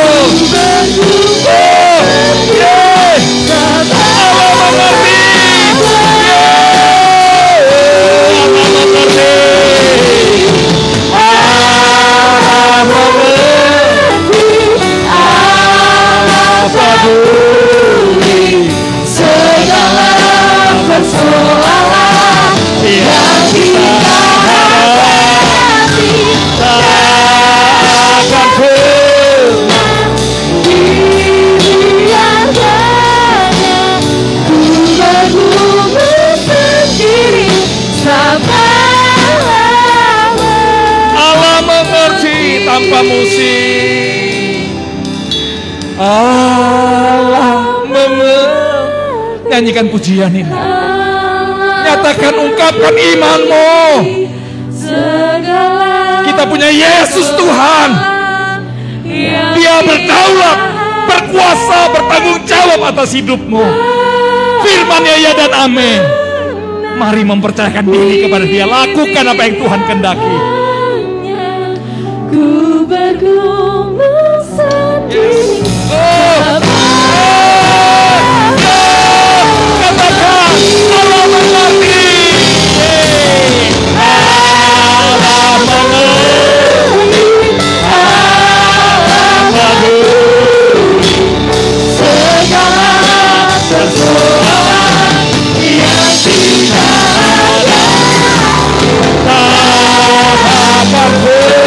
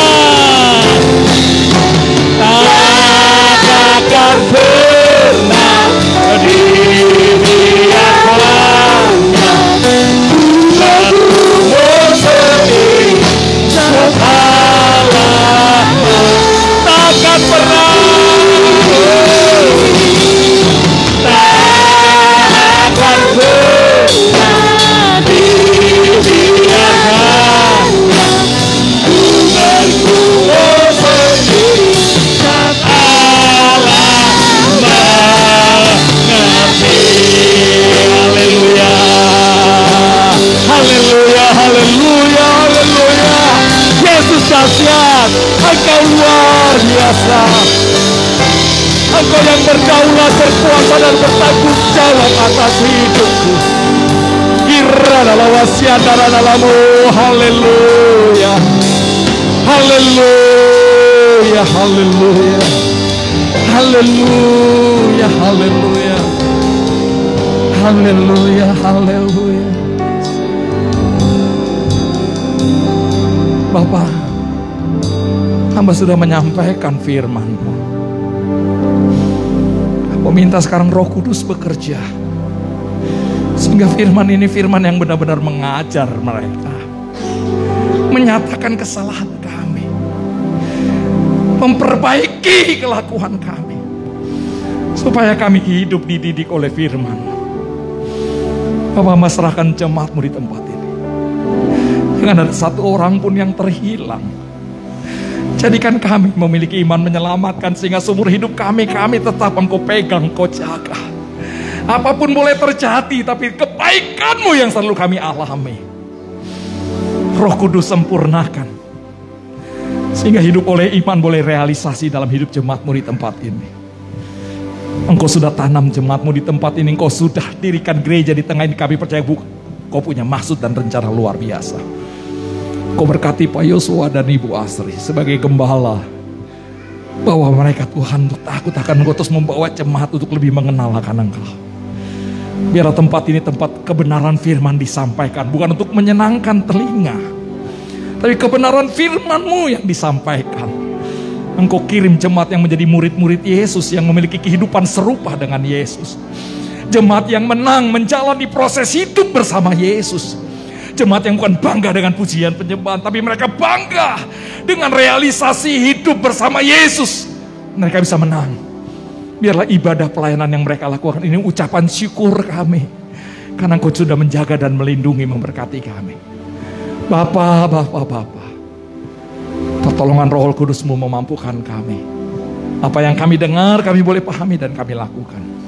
Di dalam nama Tuhan Yesus, Engkau akan meneruskan kebenaran firman-Mu dalam kehidupan kami. Haleluya. Amin, amin, amin. Silakan.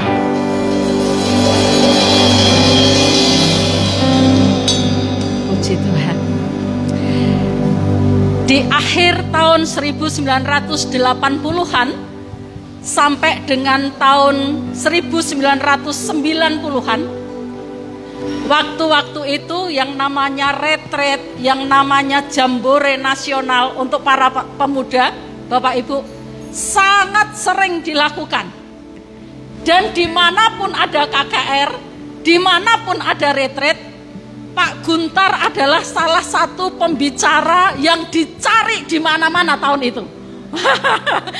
Sehingga dalam beberapa kali retret, beberapa kali jambore nasional, yang waktu itu saya masih ada di kelas 3 SMP atau kelas 1 SMA, dimanapun saya ikut retret, di antara daftar pembicara selalu ada Pak Guntar. Dan ketika pagi ini saya mendengar beliau menyampaikan firman Tuhan, rasanya saya kayak ikut KKR lagi pada tahun itu. Karena semangat beliau untuk menyampaikan firman Tuhan tetap sama sampai hari ini. Jadi Pak Guntar, terima kasih banyak. Bukan hanya jemaat yang dikoreksi, kami pun sebagai pelayan Tuhan dikoreksi luar biasa pagi ini. Semua kita dibangun untuk kemuliaan nama Tuhan Yesus kita. Dan Bapak Ibu, ketika akhirnya Pak Yosua dengan saya masuk ke STTII Yogyakarta, rupanya kita satu alumni dengan Pak Guntar, tetapi beliau adalah generasi-generasi awal yang sampai sekarang semangatnya luar biasa. Dan semakin kami kenal Pak Guntar, semua kesaksian yang beliau nyatakan di mimbar ini adalah tepat. Jadi pergumulan beliau banyak, tetapi sepanjang kami kenal Pak Guntar tidak pernah ada kata mengeluh sekalipun. Orangnya tidak pernah mau dibelas kasihani, ya. Di mana-mana semangat. Sehingga pagi ini saya secara pribadi bukan hanya menerima bagaimana kebenaran firman Tuhan dinyatakan dengan luar biasa, tetapi ada keteladanan dalam kehidupan iman yang kami peroleh dari Pak Guntar. Terima kasih banyak Pak Guntar. Jangan takut bahwa Bapak tidak akan dibenci oleh jemaat Tuhan di sini. Karena jemaat Tuhan di sini sudah terbiasa dengan pengajaran-pengajaran yang keras. Dan terbukti sampai sekarang mereka duduk di sini Pak, karena Tuhan memberkati iman mereka. Terima kasih. Bapak Ibu, berikut adalah warta gereja untuk sepanjang minggu ke depan. Dimulai dengan hari Selasa, ada ibadah wanita Maria. Tempatnya di ruang serbaguna dengan pemimpin pujian Ibu Ristiono. Doa syafaat oleh Ibu Irawan, firman Tuhan akan dibawakan dalam bentuk sharing. Kemudian konsumsi disediakan oleh Ibu Eni. Kita ke hari Kamis ada kebaktian tengah minggu. Tempatnya di sini, pemimpin pujiannya oleh Ibu Untung, doa syafaat oleh Bapak Untung, penerima tamu oleh Ibu Ronald dan Ibu Sulinah jam 6:30 malam. Kemudian hari Jumat ada ibadah bagi youth dengan petugas menyusul dan akan dibicarakan di grup youth.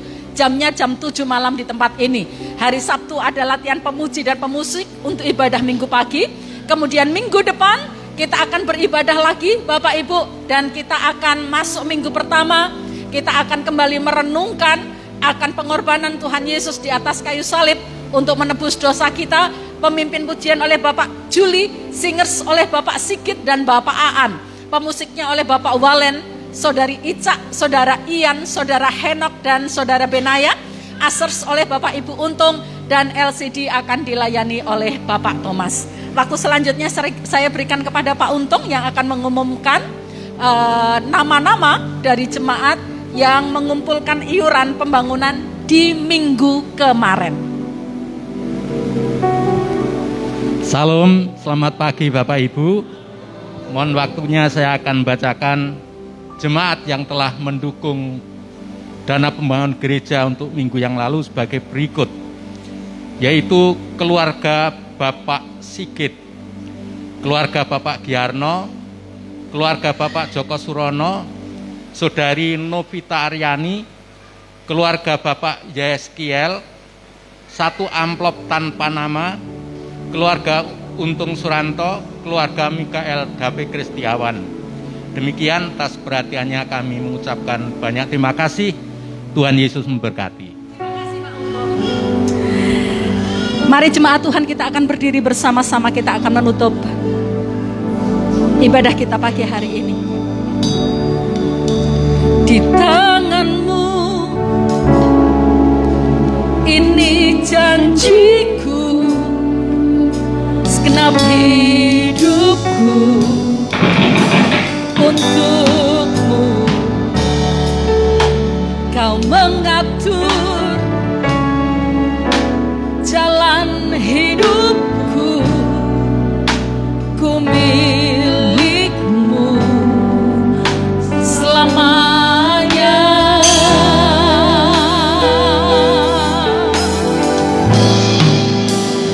Yesus, aku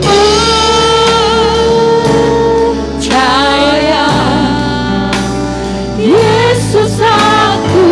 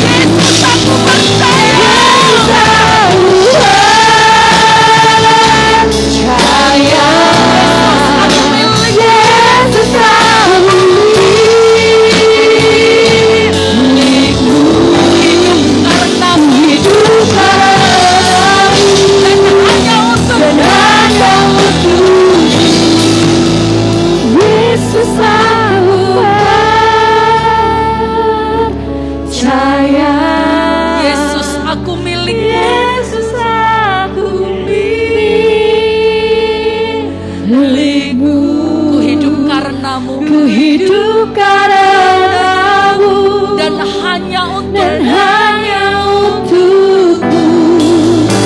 Yesus aku percaya,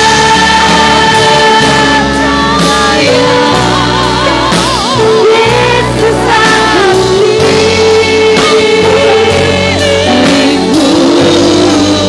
ku hidup karenamu, dan hanya untukmu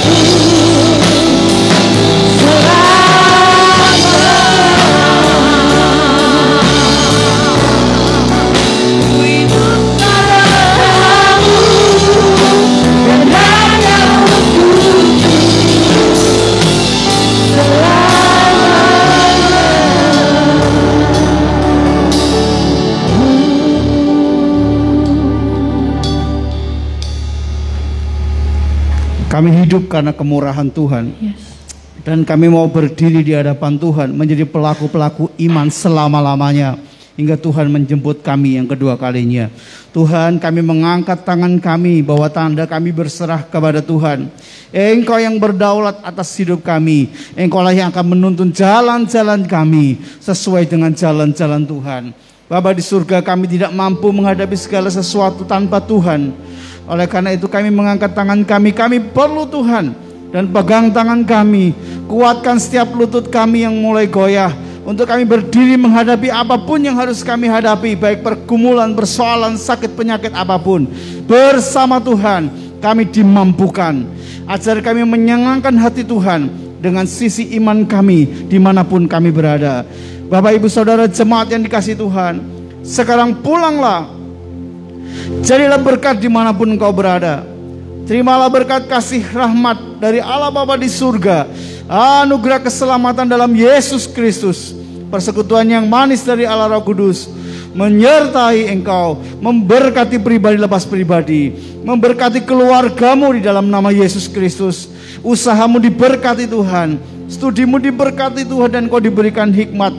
Sakit penyakitmu disembuhkan oleh Tuhan, dan jalan-jalanmu dituntun oleh Tuhan. Maka hiduplah benar dalam iman kepada Yesus Kristus. Sekarang di dalam nama Yesus Kristus kami naikkan syukur kami Tuhan, dan kami menutup ibadah kami. Haleluya. Yang percaya bersama berkata amin. Tuhan memberkati Bapak Ibu. Berikan abang tanganmu-nya.